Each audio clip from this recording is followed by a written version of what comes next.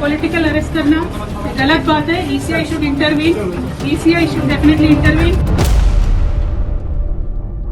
दिल्ली शराब नीति घोटाला मामले में ईडी के शिकंजे में कई बड़े नेता आ गए हैं। इस मामले में सबसे बड़ी गिरफ्तारी दिल्ली के मुख्यमंत्री अरविंद केजरीवाल की हुई है।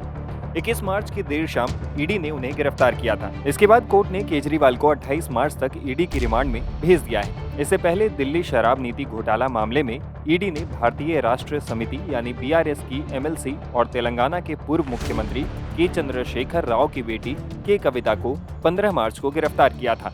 शनिवार को के कविता को राउज एवेन्यू कोर्ट में पेश किया गया, जहां उनकी ईडी हिरासत को 26 मार्च तक के लिए बढ़ा दिया गया है। दरअसल के कविता की कस्टडी खत्म होने पर शनिवार को उन्हें पीएमएलए कोर्ट के समक्ष पेश किया गया।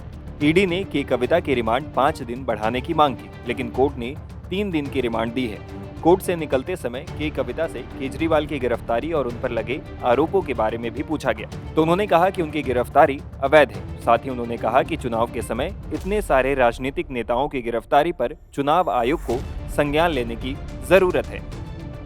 इलेक्शन के टाइम पे इतने सारे पॉलिटिकल अरेस्ट करना गलत बात है। ECI should intervene, ECI should definitely intervene and protect the democracy in this country. Election के बीचों बीच इतने पॉलिटिशियन पर क्यों हो रहा है? जनता को भी सोचनी चाहिए ना। के कविता के मामले पर सुनवाई के दौरान ईडी ने कोर्ट से कहा कि कविता का सामना 4 लोगों के बयानों और उनके फोन से निकाले गए डेटा की फोरेंसिक रिपोर्ट से कराया गया। ईडी ने कोर्ट को ये भी बताया कि हैदराबाद में कविता के करीबी रिश्तेदार के घर छापेमारी की जा रही है। कविता की भतीजी मेघा सरन के आवास पर तलाशी चल रही है।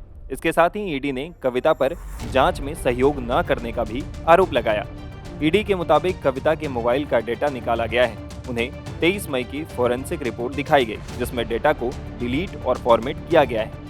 ईडी ने कोर्ट से कहा कि हमें के कविता द्वारा दिए गए बयानों को लेकर उनको कन्फ्रंट करवाना है। ईडी ने कहा कि 4 लोगों के बयान से के कविता को कन्फ्रंट करवाया है।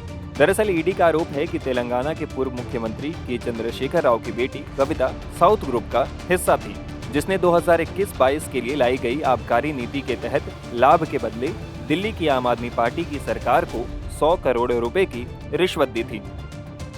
Times now of Bharat digital की रिपोर्ट।